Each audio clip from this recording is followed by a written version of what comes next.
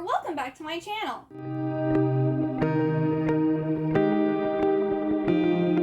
So today I am making one of these videos where it's kind of like if I had to downsize my collection, which I would hate to ever do, but if I did, these are the series, books, authors that I could never see myself parting with.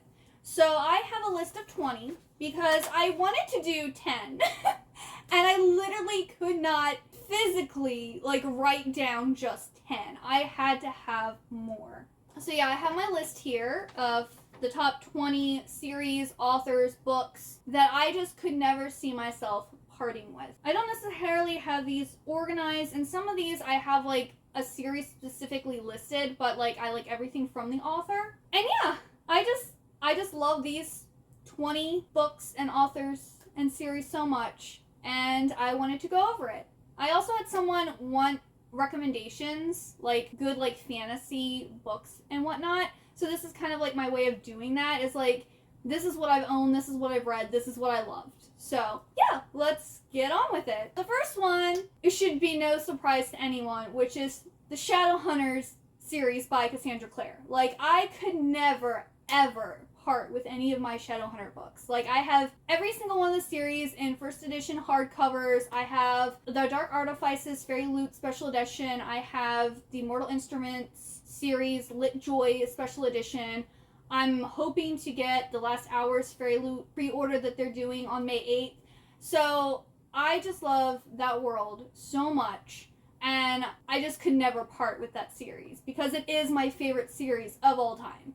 And if you didn't know what Shadowhunters is, it is basically an urban fantasy series that is set during the time period when it was originally written, which was in the 2010s era. And then that was the Mortal Instruments series, which is the first one. So the very first book is City of Ashes, and it came out back in 2008? I think it was around 2008. I actually didn't start reading the series until City of Glass came out, and Walden Books had a display, and I was like, oh wow, that's such a gorgeous book, and I found it was the third book in the series, so I went and bought the first 3 books, and I binged them, and I absolutely love them. So the first Mortal Instruments series is the very first one. After that, then she wrote the Infernal Devices, which takes place in the Victorian era. Then she went and wrote the Dark Artifices, which takes place, I think, 5-ish years after the Mortal Instruments series. And then she went back and wrote the Last Hour series, which is a sequel to the Infernal Devices and a prequel series to the other 2. But it also alludes to things that then happens in the Dark Artifices. So it's this whole complete universe about Shadowhunters are Nephilim, so they are half humans, half angels. And then we have warlocks, fairies, demons, werewolves, and I think that's it. It's just so great. It's amazing. If you love urban fantasy, I highly suggest the series. Then I have an author, which is Julie Kagawa. She has written a lot. She's done the Iron Face series, which is my favorite of hers, and it's probably my top 5 favorite series ever.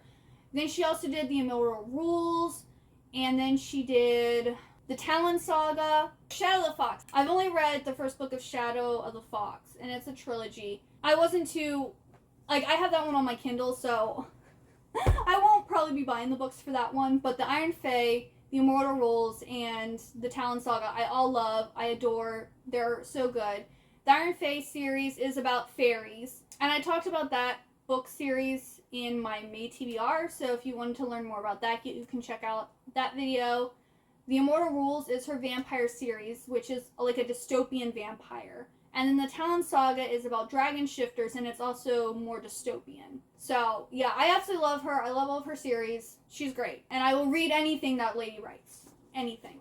The next one is Stephanie Garber. I have read all of Caraval. I've also read all of the Once Upon a Broken Heart series, and the last book is coming out in September, and I will literally read anything this woman writes. Her writing is probably some of the prettiest writing I've ever read, and she does these beautiful fairy tale whimsical stories. Once Upon a Broken Heart is very popular right now. It seems like everyone's reading it, so I'm going to talk about Caraval. Caraval is her YA debut. It might be her book debut, period.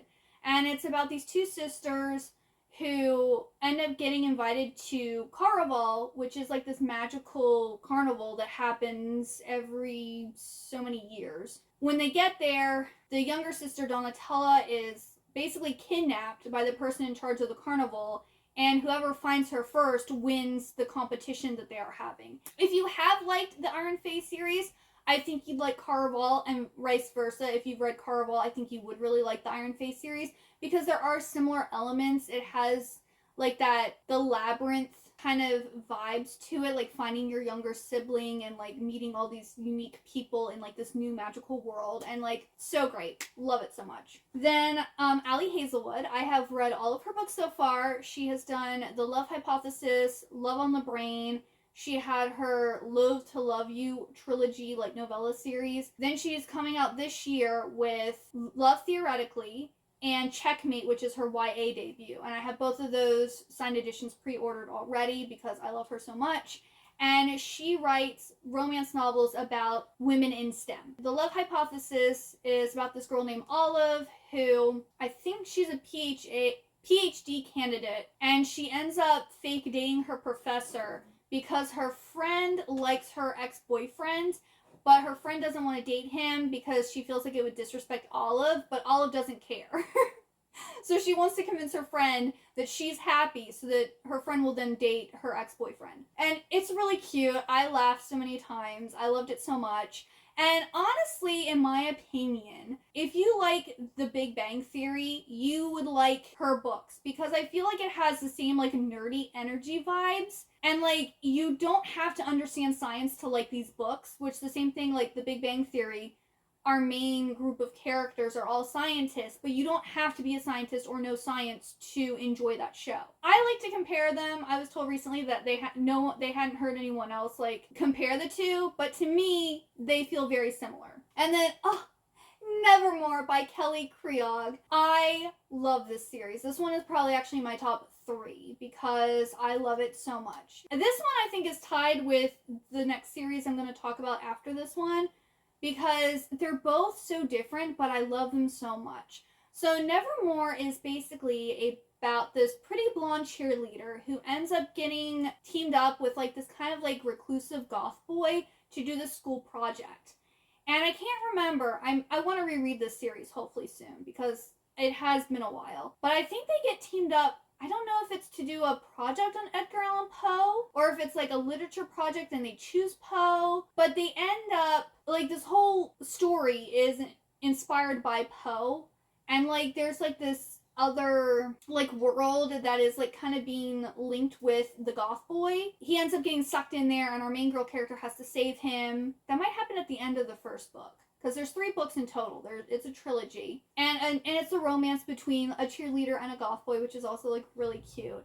And like I said, it's been a really long time since I read the series, and I kind of do want to reread it again this year because I keep on thinking about it. I'm like, my memory of it is so bad, but I know that I loved it so much, and I hope that when I do reread it, I still love it as much. She also wrote Phantom Heart, which I didn't like as much because I felt it was too similar to Nevermore. Like, the vibes and kind of like what happens just felt too similar to Nevermore.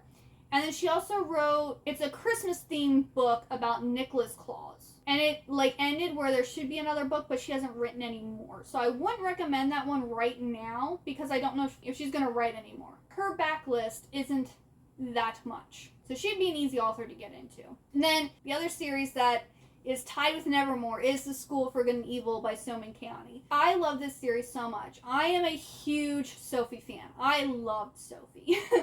So The School for Good and Evil is basically about Agatha and Sophie, who are best friends. And Sophie is like, when you think of a princess, she has like the blonde hair, the blue eyes, she's super girly. And then Agatha kind of gives off like witchy vibes. And Sophie really wants to go to the School for Good. And she's been wanting to go there for years. In this world, we have like the town where they lived at, and then we have like, I guess the forest where the school is or whatever.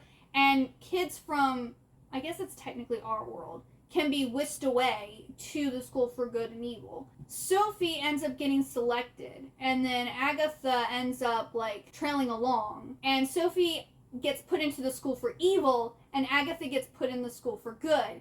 And of course everyone's confused because Sophie looks like she should be good and Agatha looks like she should be evil. And it just follows their story and their friendship, their romances, and it is just so good. Now, I will say, this is a 6-book series, unless you want to include the companion spin-off series, The Rise for the School of Good and Evil and The Fall of the School for Good and Evil, which the Rise of the School for Good and Evil, it was not good. I give it 2 stars. But the first 6 books, the first 3 are immaculate. They're perfect. They're amazing. Books 4 and 5. And I was like, why did he write this? Like, why did he continue the series? Because originally it was supposed to be a trilogy, and then he wrote the next 3 books as, like, another, like, trilogy. And I wasn't impressed with books 4 and 5. But then number 6, I was like, number 6 made reading 4 and 5 worth it. Because number 6 was so good. So if you like fairy tale retellings or like the whole magical school setting and like good versus evil, like you'll really enjoy this series. I love it so much. And it is middle grade, but I feel like it can also transition into the young adult because they are, I think, in high school. Then I have The Vampire Stalker by Alison Van Dypen. So this is a standalone book. I don't think I've read anything else by this author. And I literally picked this book up on a whim. I was like in my vampire era, which I've never gotten out of, but it was like early on in my vampire era. And I was just like, this sounds so cool. And it also was the first time I ever came across this concept of the books that we read are actually authors writing about other universes and worlds that actually exist. And they're like, for whatever reason, tuned into these other worlds. So in this one, this girl is obsessed with this, I think it's like a vampire story. And she ends up running into this guy who looks exactly like the main character. And we'll come to find out he's actually from this world that actually exists, that the author has like mentally tapped into. And she's writing his story. It's not a story that she created. And I think they have to stop. I think maybe the bad guy from that world also came to our world or something like that. But it was just so good. Like, this was such a good book. I love it so much. I don't think I've reread this book yet. But I do want to reread this one because it was amazing. I just remember finishing the book and being like, wow. Wow. My mind is blown. So, yeah, if you like vampires and, like, that whole concept of, like, the books we read are actually real people from a different universe, you would really like this book. And I actually have a series on here that has similar vibes to that I will talk about later. Then I have Timeless Love by Judith O'Brien. And this is probably one of my most read books. I love this book so much. It is a old YA, really short, I think it's like 200-page book. And it's about this girl who I believe it's her 15th birthday. And she ends up, like, she's kind of like having like a crisis. She dyes her hair and it doesn't turn out the way she wants. And then she wrecks her parents' car. And her mom ends up, for her birthday present, giving her this necklace. And she ends up back in the time period of Henry VIII. Henry VIII's son, who's like really sickly, and who we know from history died, he sees her as like this angel. And she has a brother who has similar like health issues to Henry VIII's son. And so she's like, oh, you shouldn't be eating bread, you shouldn't have dairy, you shouldn't have the dogs around. So she helps him kind of become better, like health-wise, and he gets stronger, but then he also becomes kind of a tyrant. And at the same time, she meets this other guy, Patrick Fitzroy? I think that's his name. And they kind of like start like this little relationship thing. And so it's a time travel story. It's a romance time travel story, which I absolutely love. I love this book so much. Isn't necessarily well written. No, but it's like one of those guilty pleasures, and I would love for it to be made into a movie because I would probably watch it like all the time, as long as they casted it and followed the story correctly. But it's just such a quick, nice read, and it's probably, because The Little Princess is my most read book, this is probably my second read book, because I just love it so much. So the next one is The Collector Society by Heather Lyons, and this is kind of the same concept, that these books that we read are actual like universes that exist. Well, in this one we have Alice from Alice in Wonderland is our main character, and then we have, I believe it's Huckleberry Finn is the male love interest. And there's a society that knows about these other, the book worlds are actually real worlds that exist. And we have a bad guy who's going around like taking the catalyst from these stories and destroying them, which is then completely like destroying the world and everyone who lives there. the person who's in charge of this society, his world actually got destroyed, and because he wasn't there when it got destroyed, he was okay, but his wife was still there, so she has ceased to exist. And so they're trying to stop them from, like, they're trying to stop the bad people from destroying all of these worlds. Again, love this series so much. It is an indie series, so this isn't like something you're gonna necessarily see in like Barnes & Noble. You probably will have to purchase it from Amazon or from the author. It's just such a good series, and I love it so much. It's so good. It's so good. And it is adult. This is an adult series. Most of the ones I've been talking about are like YA, but this one is adult. Then I have the Trill Trilogy by Amanda Hawking. Love Amanda Hawking. She has done so much. I think she's probably one of the most underrated authors on my list, because no one really talks about her, but she's done the Trill Trilogy. She has 2 spin-off series for it. She has the Water Song series. She has like a Valkyrie series. She also has a vampire series. She has a zombie series. Like, she has a whole bunch. She is a writing machine. No one really talks about her. But the Trill are kind of, like, if you're into fairies, you'd like the Trill. They're trolls, but they give off fairy vibes, which, I mean, technically, if you talk about the world of the Fae, trolls are considered Fae. In this one, our main girl is a changeling. And the way their world works, the way the Trills operate, they put changelings into wealthy families. And once the changelings come of age and get their inheritance, they invite them or forcefully bring them back to their world, and along with it comes all their money. So that is how they keep their society running. And of course they have kings and queens, and they have like different types of Trill, and it's good. I mean, I love it. I remember reading it and being like, this is amazing. If you like, say, the Iron Fae, or you like, I'm trying to think, what else would it be similar to? If you like any of the older, like, 2010s YA series, you'd love this one, because I'm pretty sure that was the period that this was written in. And then, Vampire Kisses by Ellen Schreiber. This series is so adorable. So it is a like vampire romance, and I believe it's like younger teen or like high middle grade, but we have this goth girl who ends up being interested in like this house on the hill that this guy named Sebastian and his family move into, and they're actually vampires, and they're like really short, again, like 200-page books that follow our main girl character and Sebastian. And like, of course, a bad guy comes in and like is disrupting things like every single book, and it would make a really good TV series, I think. Like, this would be something I think like Disney or the CW might do a really good job like turning into a TV series. I think there's like 8 books in total, but again, they're really short books, so it doesn't take that much time. But if you want like a cute, sweet, like vampire romance story that's completely clean, there's no smut at all in this series. I think there might be kissing, but that's about it. I highly recommend Vampire Kisses. It's precious. They also have like a graphic novel spin-off of it too. I can't remember if it was 2 or 3 volumes. Tokyo Pop did a graphic novel series for it, so it's just so cute. I recommend it. Then the Holo Trilogy by Jessica Varday. This is a like Sleepy Hollow retelling, and I honestly don't remember much of what happens at all. Except I remember I love the vibes, I love the characters, I loved everything about it, but I don't remember. I know it's a YA romance story. I'm actually going to pull up and read the synopsis for it because, again, it's been a really long time since I read this series, and I do need to reread it. Okay, when Abby's best friend, Kristen, vanishes at the bridge near Sleepy Hollow Cemetery, everyone else is all too quick to accept that Kristen is dead, and rumors fly that her death was no accident. Abby goes through the motions of mourning her best friend, but privately she refuses to believe that Kristen is really gone. Then she meets Caspian, the gorgeous and mysterious boy who shows up out of nowhere at Kristen's funeral and keeps reappearing in Abby's life. Caspian clearly has secrets of his own, but he's the only person who makes Abby feel normal again, but also special. Just when Abby starts to feel that she might survive all this, she learns a secret that makes her question everything. She thought she knew, and her best friend. How could Kristen have kept silent about so much, and could the secret have led to her death?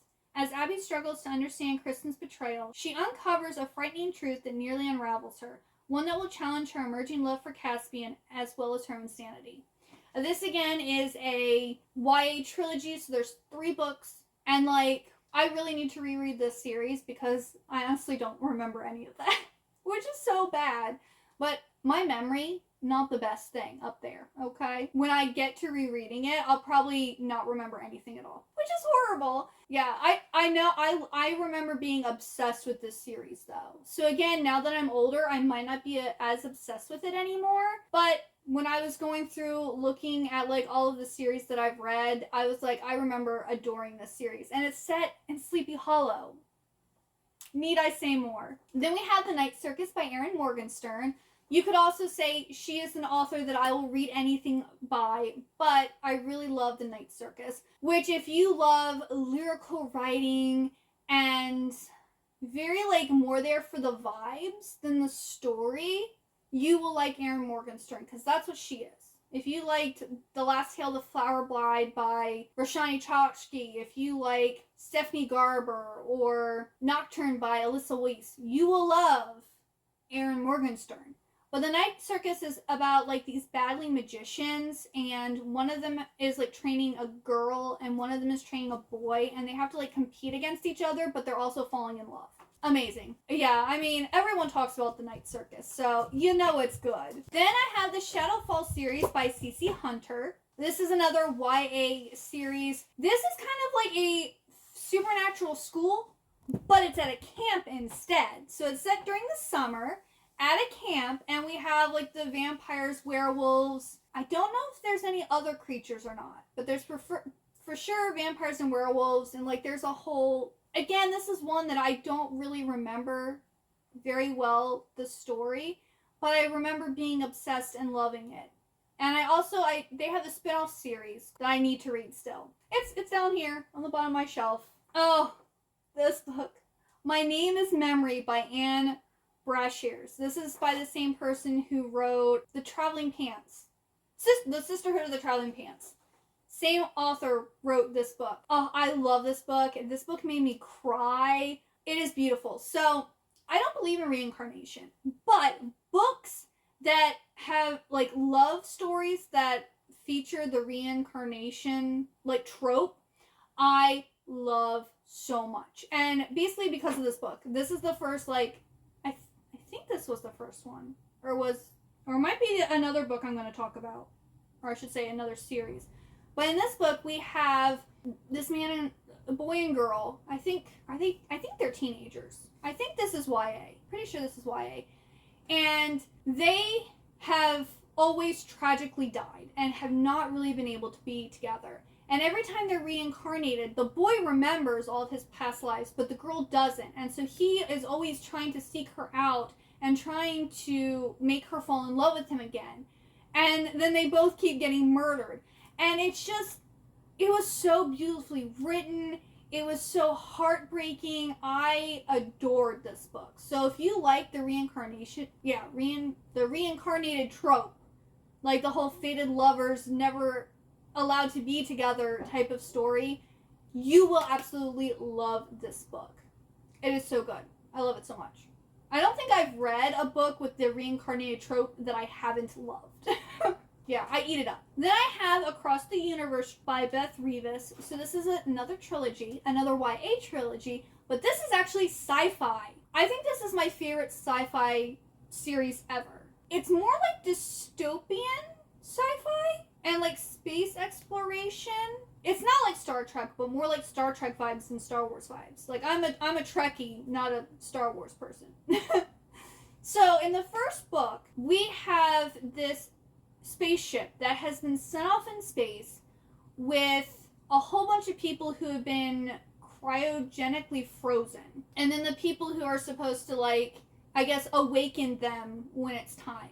Well, they have been floating up in space for, I don't know if it's 100 years or hundreds of years, but it's been a while. The frozen people have kind of been forgotten about, and people are just living on the ship, and they haven't reached their destination yet.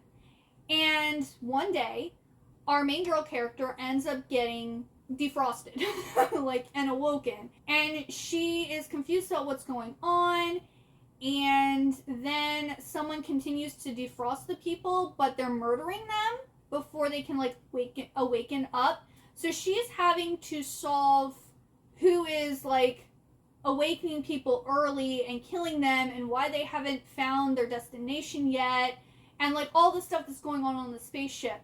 And then I believe books 2 and 3 are once they actually reach their planet and like they're rebuilding their civilization, if I remember correctly. So if that's your vibe, you would probably really like this series. I know I'm not a sci-fi girly, okay? I'm not really into sci-fi, but I loved this series so much. I like devoured it. It was so good. Then the Time Traveler series by Carolyn B. Cooney. This is another really old like YA series. It's 4 books, and it's basically about I'm pretty sure it's a girl who time travels into the past, and she meets this boy, and like they fall in love, and like there's all these complications because like she can't stay in the past, but he like can't come to the future, and then I think there's people who find out that she's like a time traveler, and it's so good. If you like a time travel romance, again, there's no smut in this. There might be some kissing. It's not very explicit. Like, I believe this is from the 90s, if I remember correctly. And it's another little short, novel series. They're about 200 pages a piece. Really quick to get through. Guilty pleasure reads.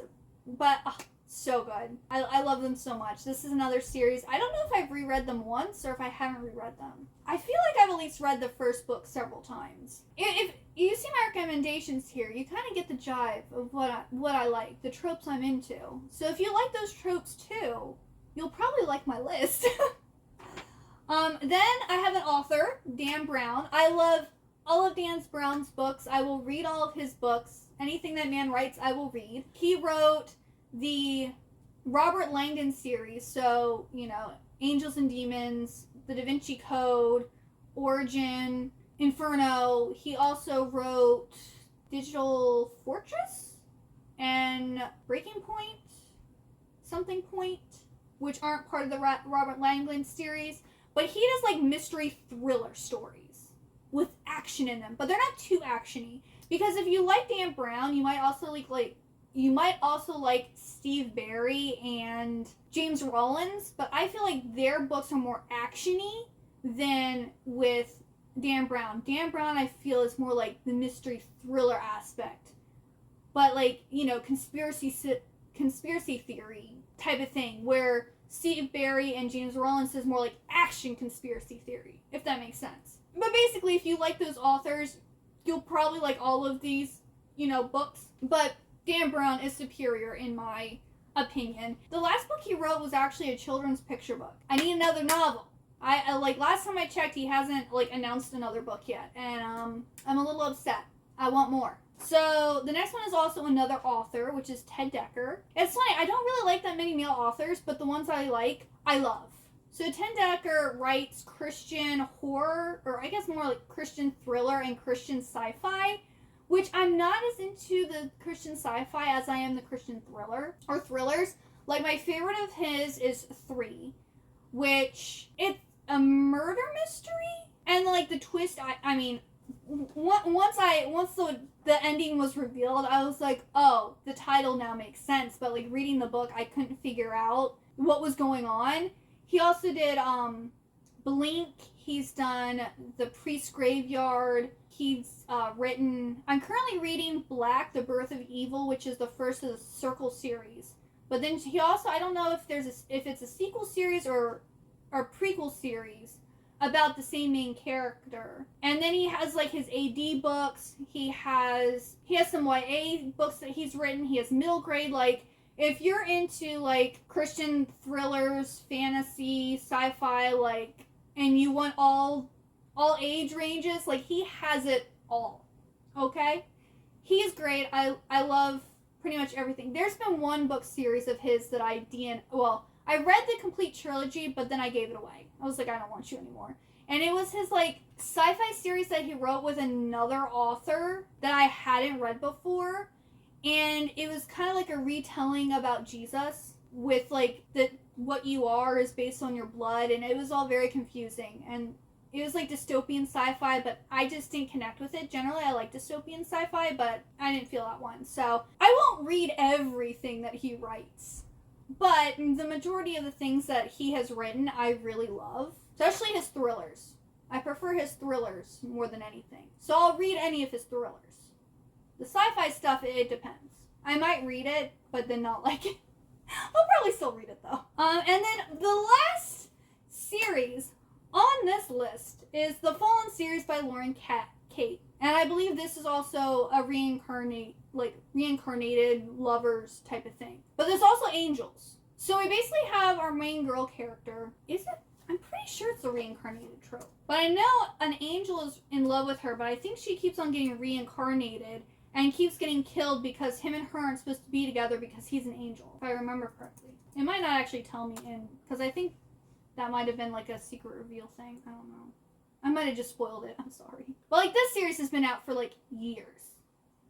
It came out in the 2010 era, I think. And this is also another school setting. So like, it's not a supernatural school because there's only angels in this story. It doesn't have like all the other creatures. It's just angels. And we have like the angels that are trying to keep them apart, but then also the angels that are kind of like on the side and they want them to be together and like all for love and whatnot. Yeah, it is the reincarnated because there's something achingly familiar about Daniel Gregory. And it's because she's like remembering the fact that she knew him. Imagine, this is kind of like My Name is Memory, but in that one, the guy's being reincarnated too, but he remembers. Where in this one, he has literally been living not forever, but for a really long time, and she keeps on getting killed, and it is, again, if you like the reincarnated trope, you will love this series. It's another YA, but I almost feel like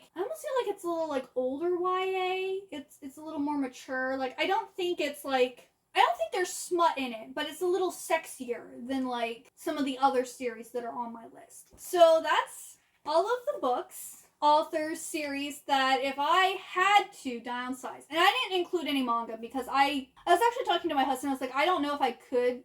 There are some manga that I do want to get rid of because, like, it's either, like, they're never going to be finished because Tokyo Pop and CMX went out of business, or at least Tokyo Pop did go out of business, and now they're back. But I don't really trust them, so I haven't really bought any of their new titles. And then, like, I was like, I couldn't just do 20 manga because there are some manga series that I have that are literally over 40 volumes, so that also wouldn't work. This is literally just my novels that I could never part with. Or I might die. Well, I mean, obviously I'll have to part with them when I die, but like, while I'm still here on Earth, I don't want to part with these books. So, yeah, let me know down below if there are, what books or series or authors that you would absolutely never be able to part with. Have you read any of the series or books or authors that I mentioned? Have I inspired you to pick up any of these book series or authors? And if you got all the way to the end, please leave me any angel wings or angel themed emoji. Hopefully there is one. And if you like this video, please give it a big old thumbs up and also hit that subscribe button down below. And if you'd like to join my book club or talk more with me, I have a Discord channel that I also have linked down below. Thank you so much for watching. I hope you have a wonderful good day or night, and I hope to see you next time. Bye-bye!